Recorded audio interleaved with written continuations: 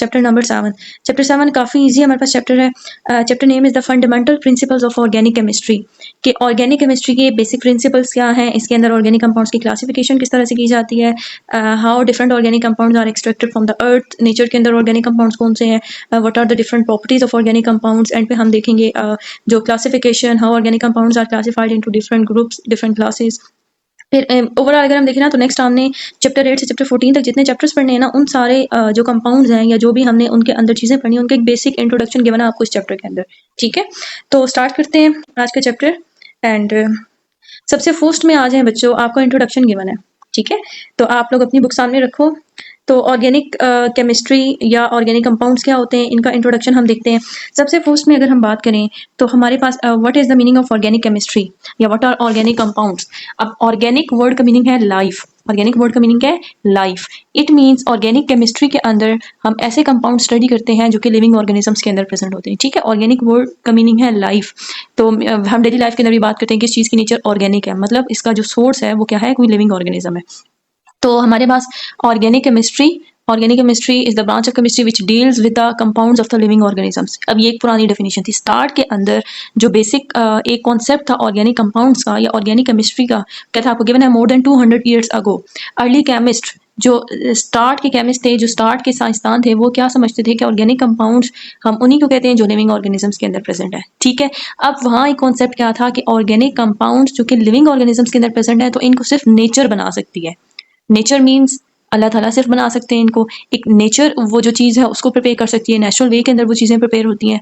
जब labs develop हुई start के अंदर, जब लैब्स के अंदर साइंटिस्ट ने कंपाउंड्स बनाने शुरू किए, तो उस टाइम एक उनके माइंड के अंदर एक चीज़ थी। उन्होंने कहा कि हम लैब के अंदर ऑर्गेनिक कंपाउंड्स को प्रिपेयर नहीं कर सकते। क्यों? क्योंकि ऑर्गेनिक कंपाउंड्स को प्रिपेयर करने के लिए एक मिस्टीरियस फोर्स रिक्वायर्ड है।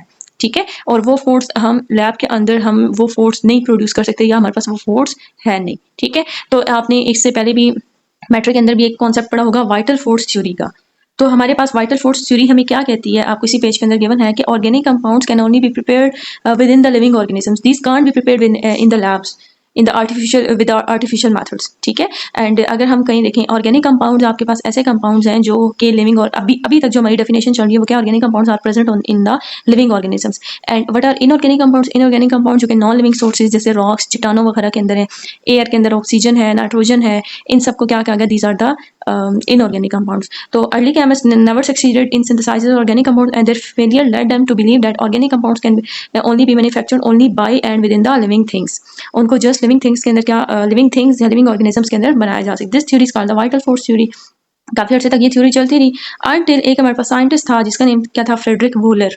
उसने क्या किया, उसने प्रिपेयर किया यूरिया को, प्रिपेयर किया किससे किया, एक इनऑर्गेनिक कंपाउंड से। He prepare the an organic compound from an inorganic compound. ठीक है, कीप इन माइंड इससे पहले कॉन्सेप्ट था कि हम इनऑर्गेनिक कंपाउंड से ऑर्गेनिक कंपाउंड्स को प्रिपेयर नहीं कर सकते। तो फ्रेडरिक वोलर हमारे पास एक साइंटिस्ट था जिसने एक inorganic compound, and what is that inorganic compound, that one is the ammonium cyanate. उसने अमोनियम सायानेट से, जो कि एक मिनरल ओरिजिन था, मतलब एक मिनरल से हम उस सब्सटेंस को लेते हैं, उससे उसने क्या किया, यूरिया को प्रिपेयर किया। आपको बायो में पता है what is the urea? Urea is the excretory product of the living organisms. ठीक है, बॉडी के अंदर से जो एक्सक्रीशंस रिमूव होती हैं उनका मेजर जो कंपोनेंट है, that one is a urea. तो वो भी एक हमारे पास क्या है, एक ऑर्गेनिक कंपाउंड है।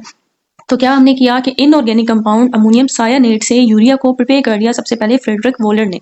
तो जब उसने ये प्रिपेयर किया तो उसने ये प्रूव कर लिया कि नहीं, ऐसी तो कोई बात नहीं है कि हम ऑर्गेनिक कंपाउंड्स को नहीं बना सकते, हम तो उनको बना सकते हैं लैब के अंदर इनऑर्गेनिक कंपाउंड से। So he rejected the vital force theory. उसने वाइटल फोर्स थ्योरी को रिजेक्ट कर दिया। ठीक है, यहाँ आपका क्या क्वेश्चन बनेगा, यहाँ पे क्वेश्चन बनेगा, पहला बनेगा what is the vital force theory. Second question, बेशक आप साथ क्वेश्चन मार्क कर लें, second question is the how vital force theory was rejected, कि वाइटल फोर्स थ्योरी को कैसे रिजेक्ट किया गया। अब इसको कैसे रिजेक्ट किया गया बच्चों, आपके पास वही जो रिएक्शन गिवन है, आपके पास यहाँ देखिए अमोनियम सायानेट, यहाँ एरो है, आपके पास है अमोनियम सायानेट। उसने यूज किया अमोनियम सायानेट को। ठीक है, और अमोनियम सायानेट से उसने क्या प्रिपेयर किया, उसने प्रिपेयर किया यूरिया। ठीक है, अब मैं आपको अमोनियम सायानेट का स्ट्रक्चर बताऊं। अमोनियम मीन नाइट्रोजन के हाइड्रोजन के साथ 4 बॉन्ड्स बने हुए हैं। तो एक तरह का ये कोऑर्डिनेट कोवलेंट अमोनियम, आपने फर्स्ट ईयर में पढ़ा था। अमोनियम आयन जब बनता है तो नाइट्रोजन पे आता है पॉजिटिव चार्ज, क्यों? क्योंकि ये एक तरह का कोऑर्डिनेट कोवलेंट बॉन्ड है। तो अमोनियम NH4, एंड सेकंड आपके पास जो कंपोनेंट है that one is the CNO। तो CNO आपके पास कैसे आएगा कि कार्बन के नाइट्रोजन के साथ 3 बॉन्ड्स हैं, एंड ऑक्सीजन के साथ सिंगल बॉन्ड है, तो ऑक्सीजन का एक बॉन्ड नहीं बना हुआ जिसकी वजह से ऑक्सीजन के ऊपर क्या है, नेगेटिव चार्ज है, ठीक है। सो ये आपके पास है अमोनियम सायानेट का स्ट्रक्चर। तो उसने क्या किया, अमोनियम सायानेट से प्रिपेयर किया यूरिया को लैब के अंदर ना डिफरेंट मेथड से, and this ammonium cyanate is the inorganic compound. अब ये आपके पास है इनऑर्गेनिक, ठीक है, ये आपके पास है इनऑर्गेनिक कंपाउंड। तो उसने इस इनऑर्गेनिक कंपाउंड से प्रिपेयर किया यूरिया को। तो यूरिया आपके पास क्या है, urea is the very important और very famous organic compound. It is a main component of the excretory products and second इसको यूज़ किया जाता है एज एन इंपॉर्टेंट फर्टिलाइजर, ठीक है। फर्टिलाइजर इंडस्ट्री के अंदर इसकी काफ़ी ज़्यादा इंपॉर्टेंस है and this one is the organic compound. तो अब आपके पास ये जो ऑर्गेनिक कंपाउंड है यूरिया, इसके मैं आपको जो स्ट्रक्चर है वो भी आपको बता देती हूँ। आपके पास इसका स्ट्रक्चर आता है, यूरिया का स्ट्रक्चर आपके पास बच्चों ये है, NH2 एंड NH2, दरमियान में CO है एंड साइड पे दोनों NH2 एंड NH2 है, ठीक है। This one is the urea, ये आपके पास क्या है, this one is the urea, ठीक है। तो ये आपके पास यूरिया एक इंपॉर्टेंट ऑर्गेनिक कंपाउंड है जिसको इसने प्रिपेयर किया। तो फर्स्ट में हमने क्या देखा कि how what is water for theory and how it was rejected. आपने जो साइंटिस्ट का नेम है उसको भी माइंड में रखना है। नेक्स्ट अगर हम आते हैं what is the modern definition. अब why it is said modern definition, क्योंकि पहले एक जो पुराना कॉन्सेप्ट था वो मैंने आपको ऑर्गेनिक केमिस्ट्री, अगर मैं आपसे कहूँ what was the old definition of organic chemistry या ऑर्गेनिक कंपाउंड्स, तो हम कह सकते हैं कि organic compounds are those substances which are present in the living organism. Simply ये कह के जान छुड़ा ली जाती थी कि अच्छा जो लिविंग ऑर्गेनिजम्स के प्रेजेंट है वो ऑर्गेनिक है, जो नॉन लिविंग है वो आपके पास क्या है, इनऑर्गेनिक है। बट आपके पास ये जो अभी जो ये कन्वर्जन की गई, यहाँ से पर्सपेक्टिव चेंज हो गया। कहा गया नहीं ऐसा तो नहीं है कि जो ऑर्गेनिक कंपाउंड सिर्फ लिविंग ऑर्गेनिजम्स के अंदर ही, हम इनको लैब्स के अंदर भी बना सकते हैं। इसके बाद वॉलर के काम के बाद बहुत ज़्यादा जो ऑर्गेनिक कंपाउंड्स उनको लैब के अंदर भी बनाया जाना शुरू हो गए। तो अब फिर यहाँ से जो ऑर्गेनिक कंपाउंड्स की एक जो मॉडर्न डेफिनेशन है वो क्या आई, फिर जब लैब के अंदर बहुत से ऑर्गेनिक कंपाउंड्स बनाए गए ना बच्चों, उन सारे ऑर्गेनिक कंपाउंड्स को ऑब्जर्व किया गया। उन ऑर्गेनिक कंपाउंड्स के अंदर देखा गया कि these organic compounds are containing an important element which one is the carbon. तो कार्बन जो है वो एक उनके अंदर इंपॉर्टेंट एलिमेंट था and this carbon should be present in each organic compound. मतलब हर ऑर्गेनिक कंपाउंड का कार्बन एक मस्ट पार्ट है, ठीक है। एंड कार्बन के साथ जो दूसरा एलिमेंट देखा गया जिसको जो मोस्टली जो कॉमन जो दूसरा एलिमेंट था वो आपके पास था हाइड्रोजन, ठीक है। तो फिर एक जो मॉडर्न डेफिनेशन आपको जैसे ये गिवन है, अकॉर्डिंग टू मॉडर्न डेफिनेशन आपकी ऑर्गेनिक केमिस्ट्री क्या है, branch of the chemistry which deals with the study of the compounds of the carbon and hydrogen, कि carbon and hydrogen and their derivatives, carbon and hydrogen के compounds and उनके derivatives. Derivatives का मतलब क्या होता है बच्चों के, एक कंपाउंड से हम नेक्स्ट कुछ और उसका कंपाउंड बना लें, उसका कुछ डेरिवेटिव। जैसे मैं आपको एग्जांपल दूं, मोस्ट कॉमन एग्जांपल है आपके जो हम गैस यूज कर रहे हैं कुकिंग के लिए, this one is the methane gas. अब इस गैस के इसके अंदर क्या है, इसके अंदर आपके पास है कार्बन एंड हाइड्रोजन। तो ऐसे compound which only consist of the carbon and hydrogen, these are called the hydrocarbons. आपने मैट्रिक के अंदर शायद 10th क्लास के 3rd या 4th चैप्टर के आपने पूरा चैप्टर पढ़ा था हाइड्रोकार्बन्स का, अल्केन एल्कीन अल्काइन, ठीक है। तो वो आपके पास जो पूरे hydrocarbons are those compounds which contains carbon and hydrogen in them, ठीक है। तो इसकी एक एग्जांपल मैंने दी मीथेन की। तो हमारे पास ऑर्गेनिक कंपाउंड्स के अंदर या तो हाइड्रोकार्बन्स आ जाते हैं, सेकेंडली हमारे पास इसके अंदर क्या है, आप अगर बनाओ इनके डेरिवेटिव्स। बच्चों ये देखिए मैं डेरिवेटिव कैसे बनाऊंगी, ये आपके पास है ना हाइड्रोकार्बन, तो इसका इसमें एक हाइड्रोजन को निकालें और उस हाइड्रोजन की जगह मैं OH लगा दूं, एक हाइड्रोजन निकालूं उसकी जगह OH लगा दूं, तो मेरे पास क्या आ जाएगा CH3। मैंने एक हाइड्रोजन निकाल दिया एंड इसकी जगह मैंने लगा दिया OH, तो मैंने इसका डेरिवेटिव बना लिया ना, मैंने इसका क्या किया, डेरिवेटिव प्रिपेयर कर लिया। आप डेरिवेटिव कैसे प्रिपेयर करते हो कि उसमें से एक पार्ट को निकाल लें, मोस्टली केसेस के अंदर हाइड्रोजन को उसमें से निकाल लें और उसकी जगह कुछ और ग्रुप लगा दें। तो मैंने हाइड्रोजन को निकाल के उसकी जगह हाइड्रोक्सिल ग्रुप लगा दिया, तो अब ये क्या बन गया, ये मेथनॉल बन गया ना। So methanol is the derivative of methane. तो इस तरह से हम बहुत से डेरिवेटिव्स को स्टडी करेंगे, तो वो जो सारे डेरिवेटिव्स हैं वो सारे के सारे किसके अंदर आ जाते हैं, वो आ जाते हैं इसके अंदर ऑर्गेनिक कंपाउंड्स के अंदर, ठीक है। आपने फर्स्ट ईयर के अंदर अगर आपको याद हो, आपने चैप्टर 4 के अंदर आपने डिफरेंट कंपाउंड्स लाइक एसीटोन वगैरह पढ़े थे, ठीक है। वो भी हमारे पास क्या है, अल्कोहल्स के बारे में हमने पढ़ा था। उसके बाद आगे जाए ईथर्स वगैरह भी आप लोगों ने देखे थे, और कुछ तो चीज़ें आपको मैट्रिक की भी याद होगी, एल्डिहाइड्स कीटोन्स, ये सारी चीज़ें हमारे पास क्या है, all these are the derivatives of the organic compounds. तो हमारे पास ऑर्गेनिक कंपाउंड्स की जो डेफिनेशन है वो उसको रिन्यू कर दिया गया। क्या कहा गया कि अब हम ये नहीं कहेंगे कि these are the only compounds present in the living organisms, उसको क्या कर दिया गया कि these are the compounds containing the carbon and hydrogen and their derivatives, इनके further derivatives हैं, ठीक है। तो ये आपकी आ गई जो मॉडर्न डेफिनेशन या बेसिक डेफिनेशन ऑर्गेनिक कंपाउंड्स की, और उसके ऊपर आपको एक स्लाइड इसकी एक्सप्लेनेशन गिवन है कि आपके पास since the synthesis of the urea from the ammonium cyanide, millions of the organic compounds have been prepared and analyzed labs के अंदर, all these compounds contain, इसको ऑब्जर्व किया गया कि all these compounds contain carbon as an essential element. Apart from the carbon, most of the organic compounds also contain the hydrogen. Other elements which may also be present include oxygen, nitrogen, sulfur. आपके पास दूसरे compound elements भी हो सकते हैं। तो फिर यहीं से ये जो ऑब्जर्वेशन थी उसके बाद ही फिर ये जो मॉडर्न डेफिनेशन है ना इसको प्रेजेंट किया गया, ठीक है। एंड अगर हम देखें अगर हम सिंपली कहें ना कि ऑर्गेनिक कंपाउंड्स के अंदर कार्बन है बच्चों, तो कार्बन तो हमारे पास कार्बन मोनोऑक्साइड के अंदर भी है, कार्बन तो कार्बन डाइऑक्साइड के अंदर भी है, तो वो ऑर्गेनिक कंपाउंड्स क्यों नहीं है? ठीक है। अगर हम बात करें, आपको जैसे गिवन है कि कार्बन मोनोऑक्साइड और कार्बन डाइऑक्साइड के अंदर भी, तो इसके अलावा कार्बोनेट्स हैं, बाइकार्बोनेट्स हैं, इनके अंदर भी तो कार्बन प्रेजेंट है, लेकिन हम इनको ऑर्गेनिक कंपाउंड नहीं कहते क्योंकि इनका जो ओरिजिन है ना वो इनऑर्गेनिक है। ये मिनरल्स वगैरह या और कार्बन मोनोऑक्साइड कार्बन डाइऑक्साइड ये आपके पास क्या है, ये एटमॉस्फेयर के अंदर प्रेजेंट है, एयर के अंदर प्रेजेंट है। ठीक है। दूसरा एक इंपॉर्टेंट आपकी जो कंडीशन थी वो क्या थी कि आपका जो मोस्टली ऑर्गेनिक कंपाउंड है उसमें कार्बन एंड हाइड्रोजन का डायरेक्ट बॉन्ड है। ठीक है। हाइड्रोकार्बन्स में जैसे भी मैंने अभी आपको मीथेन की एग्जांपल दी, उसमें कार्बन एंड हाइड्रोजन का डायरेक्ट बॉन्ड है। ठीक है। तो अगर हम कार्बोनेट्स वगैरह के स्ट्रक्चर को देखें, बाइकार्बोनेट्स के स्ट्रक्चर को देखें, आप कार्बोनेट्स के अंदर तो हाइड्रोजन है ही नहीं। ठीक है। बाइकार्बोनेट के अंदर अगर हाइड्रोजन को देखें तो हाइड्रोजन एंड कार्बन का डायरेक्ट बॉन्ड नहीं है, उनका इनडायरेक्ट बॉन्ड है। ठीक है। हाइड्रोजन जो है वो उससे अवे है कार्बन से। अगर बाइकार्बोनेट बच्चों ये होता है,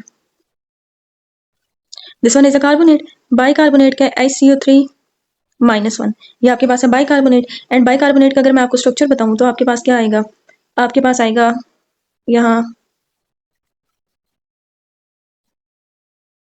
वो नेगेटिव। तो आपके पास ये जो हाइड्रोजन है, this one is away from the carbon, carbon से डायरेक्ट बॉन्ड तो नहीं है, तो इस वजह से हम इसको क्या कहेंगे कि ये आपका जो ऑर्गेनिक कैटेगरी के अंदर नहीं आ रहा है। ठीक है। अच्छा, तो ये आपको कुछ इधर गिवन है कि इनको इनऑर्गेनिक कंपाउंड्स कहा जाता है। तो आल्सो भी recognise that the chemical forces in organic compounds are similar to those which exist in the inorganic compound. तो इस चीज को भी निगलेक्ट कर दिया गया कि जो पहले कॉन्सेप्ट था कि ऑर्गेनिक कंपाउंड्स के अंदर कुछ स्पेसिफिक फोर्सेस हैं जो कि इनऑर्गेनिक के अंदर नहीं है। तो ये हमारे पास आ गई इसकी एक मॉडर्न डेफिनेशन। ठीक है। अच्छा, तो यहाँ तक हमने इंट्रो देख लिया कि what is organic chemistry and organic जो कंपाउंड हैं उनकी प्रॉपर्टीज, जो सॉरी उसके अंदर जो एलिमेंट्स हैं वो क्या क्या होते हैं। ठीक है। अच्छा, उसके बाद बच्चों चलिए नेक्स्ट हमारे पास है some features of organic compounds, कि ऑर्गेनिक कंपाउंड्स के कुछ इंपॉर्टेंट फीचर्स क्या हैं। ठीक है। ऑर्गेनिक कंपाउंड्स की कुछ ऐसी प्रॉपर्टीज हैं जिसकी वजह से हम इनको कहते हैं कि ये थोड़ा डिफरेंट है than those of the inorganic compound. सबसे फर्स्ट में आपके पास है number one most important property, this one is the peculiar nature of carbon. कि कार्बन की आपके पास पिकुलर वर्ड का मीनिंग है specific nature, different nature. Why carbon is having the different nature than all the other elements in the periodic table. ठीक है। And अगर हम बात करें कि पीरियोडिक टेबल के अंदर तो टोटल 118 एलिमेंट्स हैं, why carbon is only that important element which is present in organic compounds. तो उसकी रीजन क्या है, मतलब इतने सारे एलिमेंट्स को छोड़ के कार्बन को इतनी इंपॉर्टेंस क्यों दी गई? तो उसकी वजह क्या है कि कार्बन का एक पिकुलर बिहेवियर है, एक स्पेसिफिक बिहेवियर है। क्या है कि कार्बन आपके पास बनाता है लार्ज नंबर ऑफ कंपाउंड्स। ठीक है। एंड कार्बन के काफ़ी ज़्यादा कंपाउंड्स हैं नेचर के अंदर। एंड सेकेंडली आप अगर देखें जो आपके ऑर्गेनिक कंपाउंड्स हैं उनकी लेंथ भी काफ़ी ज़्यादा होती है।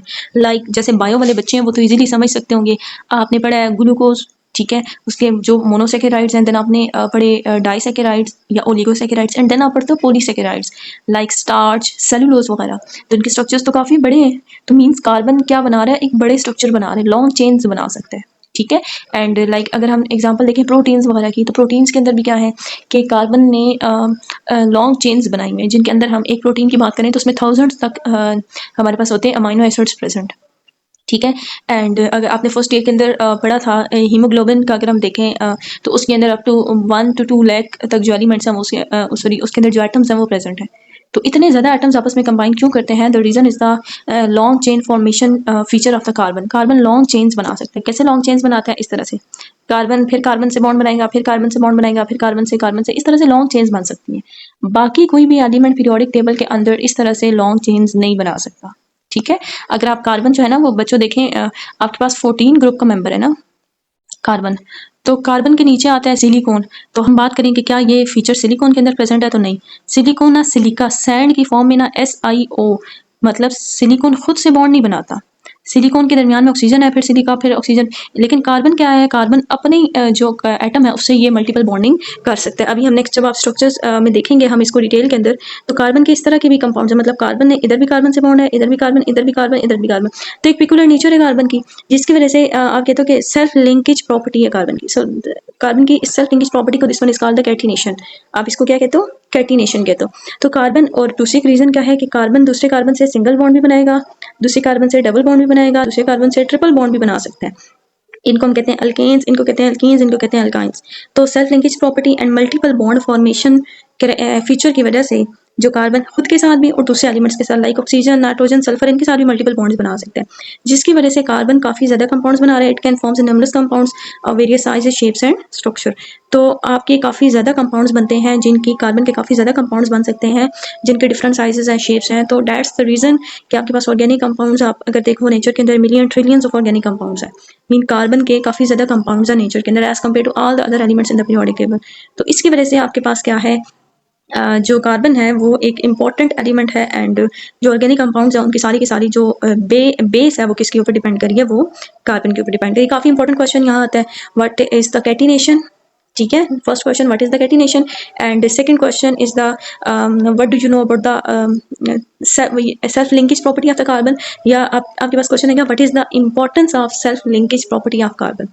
What is the importance of self linkage property of the carbon, कि सेल्फ लिंकेज प्रॉपर्टी की वजह से अब जो कार्बन है, बाकी जो एलिमेंट्स है ना, उनका ऑक्सीजन के साथ कैटिनेशन की, what is the basic condition of catenation. कोई भी एलिमेंट कैटिनेशन की प्रॉपर्टी कब शो करेगा, जब उसका अपने साथ बॉन्ड स्ट्रॉन्ग होगा as compare to bond with the oxygen. तो कार्बन का कार्बन के साथ बॉन्ड स्ट्रॉन्ग है as compare to bond with the carbon oxygen. Like अगर हम एग्जांपल लें सिलिकॉन की, तो सिलिकॉन का ऑक्सीजन के साथ बॉन्ड स्ट्रॉन्ग है as compare to silicon silicon bond. Silicon bond इतनी ज़्यादा स्टेबल नहीं रह सकते, तभी हम उसको ऑब्जर्व भी नहीं करते। ठीक है, तो कार्बन का ये जो फीचर है ये इसको यूनिक बनाता है बाकी सारे एलिमेंट से। First property. सेकंड आपके पास है that one is a non ionic nature. Non ionic nature, अब बच्चों यहाँ इसको काफी ध्यान से देखें फर्स्ट ईयर के अंदर हमने पढ़ा था कि आपके पास जो कंपाउंड्स हैं वो आयनिक भी हो सकते हैं, वो आपके पास कोवलेंट भी हो सकते हैं। तो what is the meaning of non ionic, means these are the covalent compounds. आपके जो ऑर्गेनिक कंपाउंड्स हैं, all these are mostly almost all the organic compounds have the covalent nature. And reason है इसके, हमने अभी पढ़ा कि जो आपके ऑर्गेनिक कंपाउंड्स हैं इनके अंदर बेसिक एलिमेंट्स हैं कार्बन एंड हाइड्रोजन। ठीक है, एंड फर्स्ट ईयर में अगर आपको याद हो, आपने पढ़ा था कि how we can categorise the elements into ionic and the covalent compounds on the basis of their electronegativity difference. Those elements which are having the electronegativity difference greater than 1.7 will be termed as ionic, and those having less than 1.7 will be termed as covalent. ठीक है, आप किसी भी compound के अंदर elements में electronegativity difference निकालें। तो अगर हम बात करें इसकी ऑर्गेनिक कंपाउंड्स की, तो इसके अंदर बच्चों आपके पास वेट, हाँ, ऑर्गेनिक कंपाउंड्स के अंदर हमारे पास क्या है, प्रेजेंट है कार्बन एंड हाइड्रोजन। मैं अगर बात करूँ, कार्बन की इलेक्ट्रोनेगेटिविटी है बच्चों 2.5 एंड हाइड्रोजन की इलेक्ट्रोनेगेटिविटी है 2.1। मतलब मोस्टली तो यही दो एलिमेंट्स प्रेजेंट है।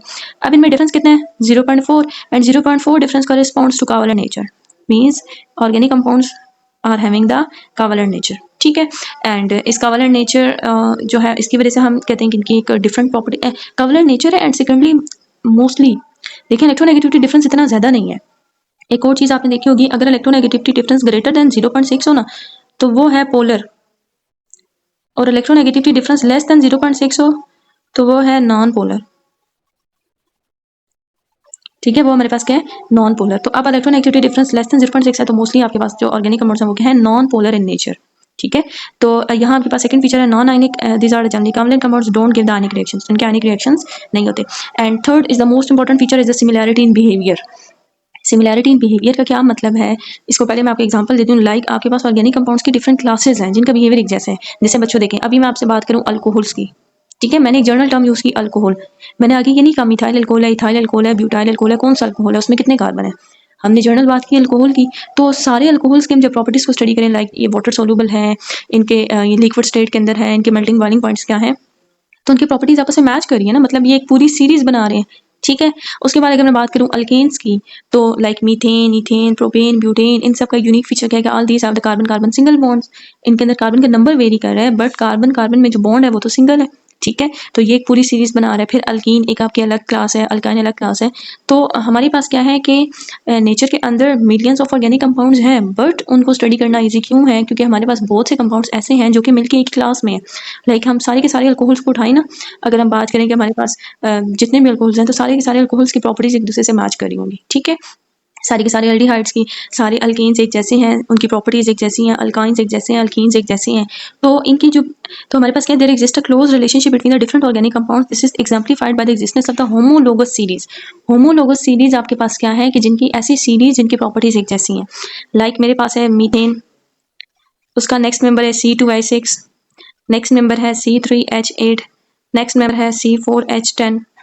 तो ये सारे के सारे अल्केन है ना, तो this one is called the homologous series. ठीक है, तो होमोलोगस सीरीज के एलिमेंट्स की जो प्रॉपर्टीज हैं वो क्या है, एक दूसरे से मैच करी हैं। एंड अल्कोहल्स वगैरह की, जैसे मैंने आपको एग्जांपल दी, उसको भी स्टडी करें, उनकी प्रॉपर्टीज मैच करिए। तो सिमिलैरिटी इन बिहेवियर की वजह से हमारे पास जो मिलियंस ऑफ ऑर्गेनिक कंपाउंड्स हैं उनको स्टडी करना काफ़ी ईजी हो जाता है। ठीक हो गया, ये का हमारे पास है। Fourth feature is the complexity in of organic compounds. आपके ऑर्गेनिक कंपाउंड्स का जो इंपॉर्टेंट फीचर है कि इन ऑर्गेनिक कंपाउंड्स इतने बड़े लार्ज नहीं होते। तो आपके जो ऑर्गेनिक कंपाउंड्स हैं ये क्या है, इनका स्ट्रक्चर्स काफ़ी कॉम्प्लेक्स हैं। जैसे मैंने आपको एग्जांपल दिया, देखें स्टार्च की एग्जांपल, तो स्टार्च के केस के अंदर आपका जो है उसके अंदर काफ़ी ज़्यादा एटम्स हैं। देखें एक पॉलीमेरिक स्ट्रक्चर है, ठीक है। Organic compounds mostly polymers, like मैंने आपको हीमोग्लोबिन की एग्जांपल दी, प्रोटीन की एग्जांपल दी। तो इनके क्या है, कॉम्प्लेक्स स्ट्रक्चर्स हैं, हाई मॉलिक्यूलर मासेस हैं जो कि फ्यू थाउजेंड से मिलियन तक जा रहे हैं, लेकिन इन ऑर्गेनिक कंपाउंड में ये फीचर नहीं होता। अच्छा, उसके बाद नेक्स्ट काफ़ी इंपॉर्टेंट फीचर है isomerism. What is the meaning of isomerism? Iso mean आपके पास है same, and iso mean same, and मर मीन पार्ट्स। तो बहुत से ऑर्गेनिक कंपाउंड्स ऐसे हैं जिनके पार्ट्स तो एक जैसे हैं, जिनका हम कहें कि केमिकल फार्मूला या मॉलिक्यूलर फार्मूला तो एक जैसा है, लेकिन इनका स्ट्रक्चरल फार्मूला डिफरेंट है, मतलब उनको अरेंज डिफरेंट वे के अंदर किया गया। ठीक है, इसको पूरा टॉपिक हम पढ़ेंगे इसका आगे। तो ये आइसोमरिज्म की जो प्रॉपर्टी है वो भी मेनली एग्जिस्ट कर रही है किसके अंदर, ऑर्गेनिक कंपाउंड्स के अंदर। इनऑर्गेनिक कंपाउंड के अंदर ये फीचर नहीं होता। ठीक है, तो what is the meaning of isomerism? Isomerism is the phenomena, आप इसकी डेफिनेशन लिख सकते हैं, phenomena in which the molecules are having the same molecular formula but different structural formula. उनका स्ट्रक्चर फार्मूला डिफरेंट है, लेकिन जो मॉलिक्यूलर फार्मूला है वो आपके पास क्या है, वो सेम है। ठीक है, तो ये हमारे पास एक इंपॉर्टेंट फीचर है आपके पास ऑर्गेनिक कंपाउंड्स का। Next one is the rates of organic reactions. अब ऑर्गेनिक कंपाउंड्स कवलेंट है ना, तो जो कवलेंट कंपाउंड्स होते हैं बच्चों, इनके रेट ऑफ रिएक्शन स्लो होते हैं। याद है फर्स्ट ईयर के अंदर चैप्टर 6 के एंड पे लास्ट वाला टॉपिक हमने पढ़ा था कि जो ऑर्गेनिक कंपाउंड्स का तो आप जब भी कोई रिएक्शन कराएंगे तो ऑलरेडी वाइन्स के अंदर तो कन्वर्ट हुए हैं, बॉन्ड्स तो टूटे नहीं, जस्ट न्यू बॉन्ड्स फॉर्मेशन है। लेकिन ऑर्गेनिक जो आपके पास कवलेंट कंपाउंड्स है, as these are the organic compounds, तो आपके पास क्या है कि इनको जब आप कोई भी रिएक्शन कराएंगे तो कवलेंट कंपाउंड से पहले से बॉन्ड टूटा हुआ तो नहीं होता, आपने इनके बॉन्ड्स को पहले तोड़ना होता है एंड फिर आपने नए बॉन्ड्स बनाने होते हैं। यहाँ पे अगर क्वेश्चन आता है ना कि why rates of organic reactions are very slow, because in organic reactions first we need to break the bonds, first we need to break the already existing bonds and then new bonds are formed and this process takes time। आपके इस process के अंदर काफ़ी time लगता है। सो आपके पास क्या है, जो ऑर्गेनिक कंपाउंड्स का जो रिएक्शन है, जो रेट है, वो काफ़ी स्लो होता है। And last one is the solubility. Solubility, what is the solubility rule? Like dissolve like. So organic compounds, मैंने अभी ऑलरेडी बताया कि organic compounds are mostly non polar, covalent है तो कवलेंट मोस्टली नॉन पोलर होते हैं। So these are insoluble in the polar solvents and soluble in the non polar solvents like non polar organic solvents like benzene, petroleum, ether, इन सब के अंदर क्या होते हैं, ईजिली आपके पास सॉल्युबल होते हैं। ठीक है, तो ये हमने देखे कुछ जो